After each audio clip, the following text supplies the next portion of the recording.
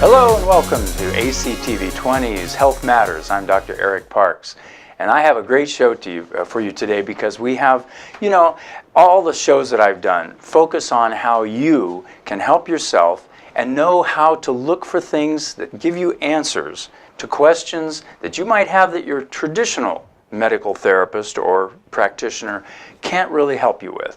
So today I have a really special guest. Her name is Betty Kellenberger, and she's a marriage family therapist who is expanding her practice to help people in many different ways depending on where you're coming from. So Betty, welcome to our show.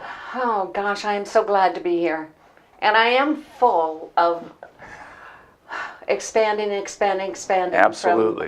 So I'm kind of excited and nervous at the same time.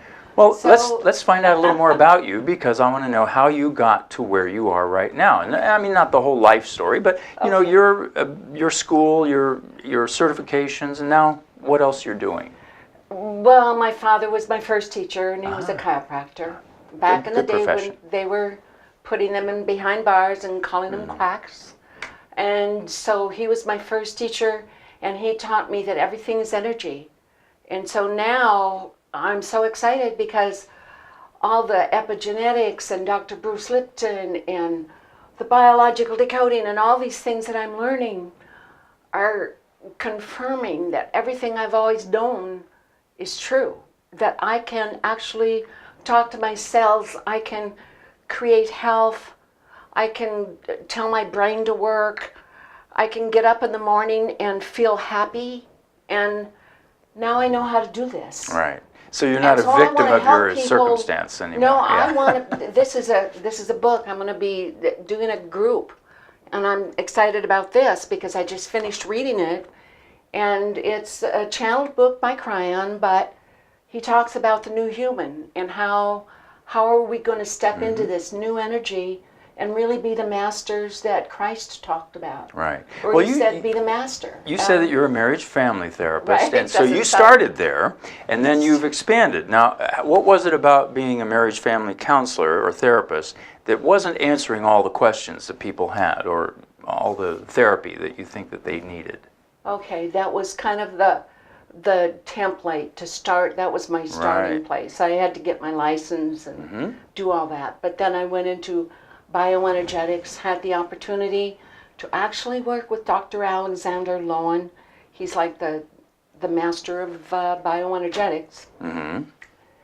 Is bioenergetics bioenergetics is a healing technique? Yes, it's a deeper way of where you get more into the body. There's exercises. Like one time I was told to reach out my hands and say, please love me, please love me. And you keep doing it until you break down into the point where your injury comes up. Oh, I see, yes. And so it's more with breath work and movement and exercises that go to a deeper place. So you're trying to help unseat these hidden programs that make us fail or make us that we're walking sick. Around with this belief that we're not good enough. And I was walking around with that belief. Oh, and so many of us are. So many of us are. So you were a marriage family therapist, and you found that by itself was too narrow. Took me to a deeper place. And I was able to bring more of my own wound up to be healed. And then I could learn to teach people how to love themselves. Because from that, I connected with my own divinity and my own inner love. Right. And now I can help people through my work. Through your work. And so tell me a little bit more about the breadth of your work. In other words, you mentioned earlier the bioenergetics. You've also told me that you do something called EMDR. You can briefly tell us what that is. So there's a variety of techniques that you use to help pull that unknown or that hidden part out of people to then express, their true inner person, or at least their ability to heal themselves. So tell us a little bit about your So the breath and the movement is very important. Is that the bioenergetics? That's the bioenergetics, but it's also the body-centered therapy. I notice the breathing. I notice that are people moving. If they're not moving, then there's stuck energy, and they need to go see a chiropractor.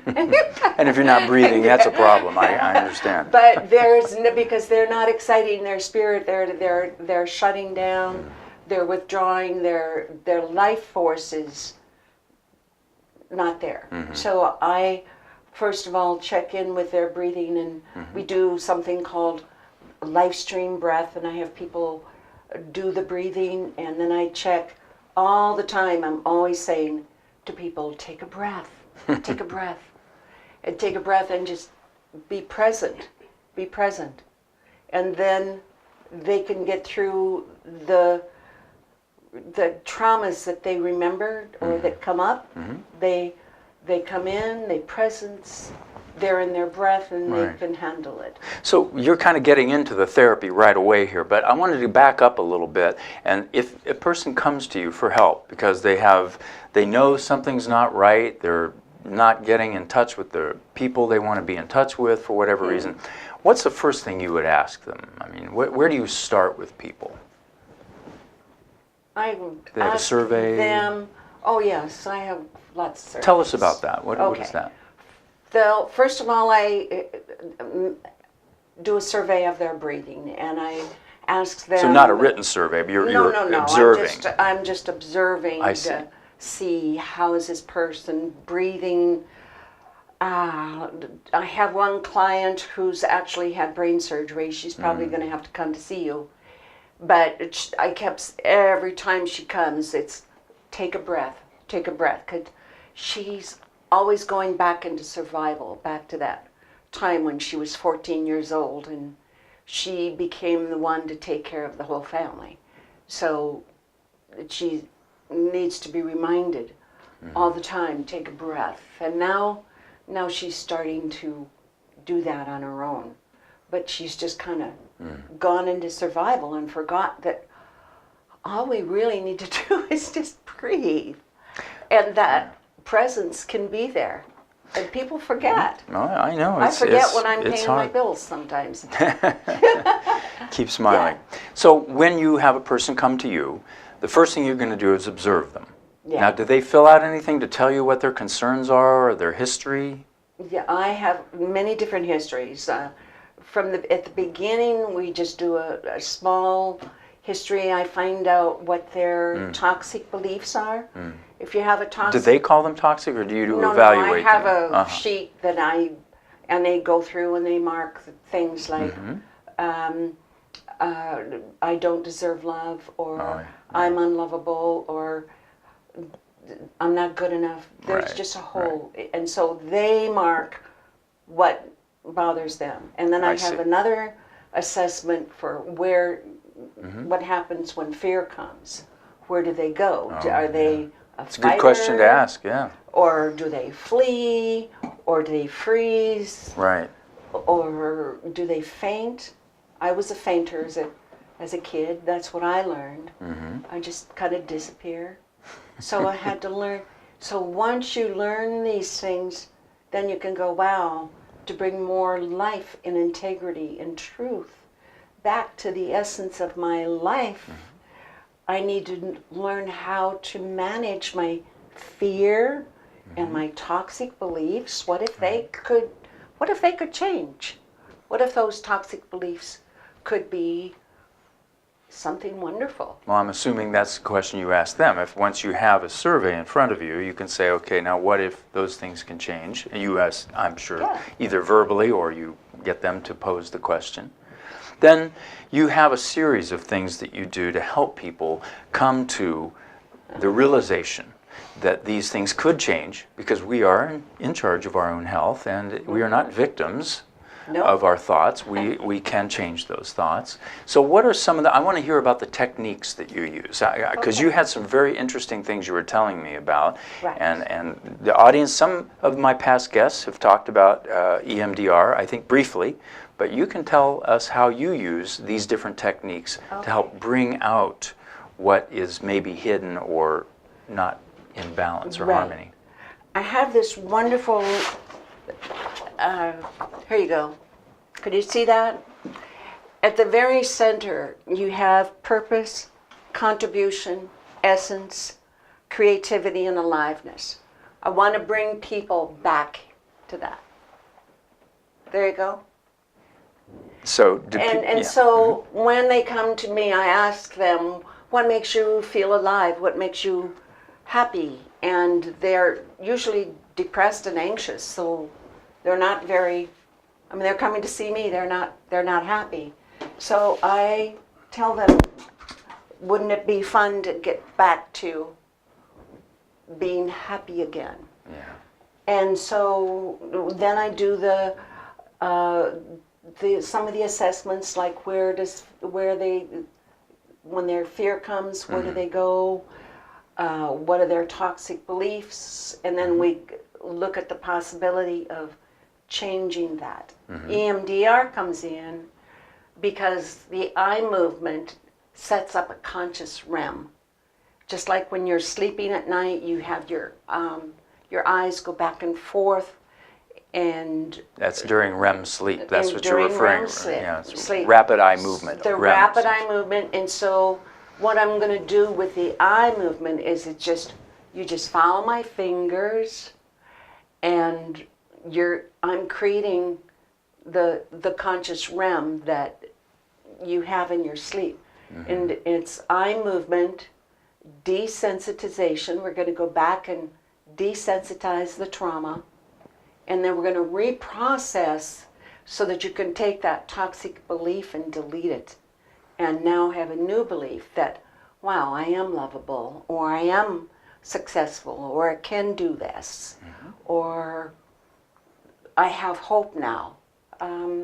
Now, is that something? Now, it kind of sounds like hypnosis in a way, but I understand that you're getting people into we'll call it a dreamlike state, but we understand that it's different brainwave patterns that allow you to have more access to the subconscious. So, how long does that technique take? Is this something people go through 26 times? Is it one time? No. How do you determine that? One time, and then once people have done it, they come in, and then I use the bowl. I have a crystal bowl, which is interesting because sound takes them to a deeper place. Sound takes them to a much deeper place. And the way my hand actually got tired one day doing the EMDR, I picked up my bowl and I started to play, and my client went deeper and deeper. And that's what I want. I went through the bioenergetics and the EMDR and the sound therapy and the breath and the movement. I want people to go deeper. Now, I don't know if everybody understands what the bowl is. Is this I'm familiar with a singing bowl. Is that what you're talking about? That's what it is, yes. Okay, explain what a singing bowl is. A crystal bowl is, you play it, and there's a higher... Gosh, it's so hard. Well, now wait, this is like the crystal glass. You can wet your finger in and make it play, right? Tibetan bowls. No, you've got Tibetan bowls. Right. And you've got crystal bowls, and so they create a vibration, which makes a sound. that actually helps bring people to a deeper place, and they actually go deeper down into that state that you're talking about. Right. That's an altered state where they can actually tap into their subconscious. Right. And that's what I want. I want to help people get deeper. Yeah. In that deeper state, now in our waking state, we have a lot of things that block us. You don't act on that and say, I'm going to eat that whole gallon of ice cream. There's a part of your brain that says, you're not going to do that. But when we're in that altered state, like when you're in the alpha state or some other brain states, there's not a lot of those blockages that prevent us from making decisions. Fortunately, what you're helping them through is a very positive thing, and you're not going to tell them to walk around and cluck like a chicken. That's of course a cruel way of using that sort of thing. But it sounds like this is something that you're helping people find hidden sources of distress, disharmony, disease, a lot of things that can cause us to be sick, and you're bringing that out. Now, EMDR do you know what that stands for? Eye movement, desensitization, and reprocessing. And reprocessing, okay. Because I've heard that before, but I didn't exactly know what it stood for. I know how the eye movement is part of that. Right. So very interesting. Now, is that an integral part of what you do, or is that just one step? Is there more? It's an integral part of what I do when people start to do the work. Mm-hmm. I don't use the EMDR until we have acknowledged that there's a place where this person is ready to do the deeper work. Mm-hmm. And it's very, very valuable because every time I've done the EMDR, there's always been a sense of relief with my client. And usually, do you know what's happening? Usually what happens is they go home and they tell me they had the best night's sleep they've had in a long time. And a lot of people don't ever have to do the EMDR again. It's like it works. That's and fantastic. They just don't. Then some kinds they come back and they have an issue that they want to work on, but normally it's done. So when and you I find lose an clients. issue, yeah. Yeah, Well, they get better. I want was- them to get better. It sounds familiar. I do a technique that's different from what you do, but it's called neuro-emotional technique. And what typically happens is we can clear things pretty quickly, but then other hidden processes come up, and it's as though the body says, I'm ready to play. Let's do this. So we clear one thing, and the next time it could be a new physical area that the person's ailing in, or it could be a new thing they're thinking about. It could be a new belief. It could be a new belief. Their thinking gets them in Right. trouble. So I'm wondering if that's what you also experience. As people, Absolutely. okay, I'm good with that. I realize now that this is what's been holding me back, but now there's something else. So do you find that? Do people have more than one? True. Yeah. Yeah. Yeah. And then they come in and but now they know that there's a path for healing. Now, see, that's so key. They have to know there's a path for healing. If there's nothing else that I can help people understand is that just to ask. You have to come and ask for your healing, and there's a path. It might be with Dr. Parks, it might be with me, but just ask and come back to that. Come back to that path. Well, what we're trying to help everybody understand is that so many times if a professional of some type says, I can't help you, we hear them say, there's no help for you. And that's not what they're saying. They're saying, I can't help you. Now, whether they say, find somebody else or look someplace else, that doesn't happen very often. So that's the purpose of this show, is to let you know that there are places that you can go, people that you can see that have a different perspective and can certainly offer different approaches. And that is when they are told there is no help, that is a lie. It is a lie. They have to know that there are many paths to healing. There are so many, but they are the one that has to initiate it. They have to say, I would like some help. And they have to know that there's something, it's not broken. None of us are broken. None of us. We are infinite in our wisdom. And it's innate. This innate can heal itself. We've forgotten. We've been programmed. We've been brainwashed. We've been hypnotized.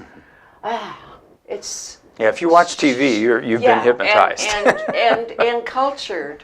And that's one of the things that's so important about my work, and I'm so grateful for, is that I didn't have the same hypnosis as most people, because when I got sick as a little girl, my father would say, what's going on? Let's talk about what's going on in your tummy. And if I had a fever, I didn't take medication. I never went to doctors. So, and I was healthy, and I'm still healthy. And that makes a difference, because I learned I don't have to go to the doctor to get well. I learned I have to be in touch with my own innate wisdom. And so I'm grateful for that. I don't think many people get that. Well, and it's an important thing that you feel now that you can hold people's hand and take them into that realm that introduces them to the part of the spirit Right. that allows the body to heal. There are so many things that we don't acknowledge because sometimes it's scary, sometimes it may be somehow interpreted as against the religion a person has, but really the temple inside is where the healing takes place. And I have never denied that. I certainly see it on a daily basis. I think the work you do is fantastic. Now, one of the things that I want you to help us with is what are some of the things that people have brought to you? How did you help them specifically?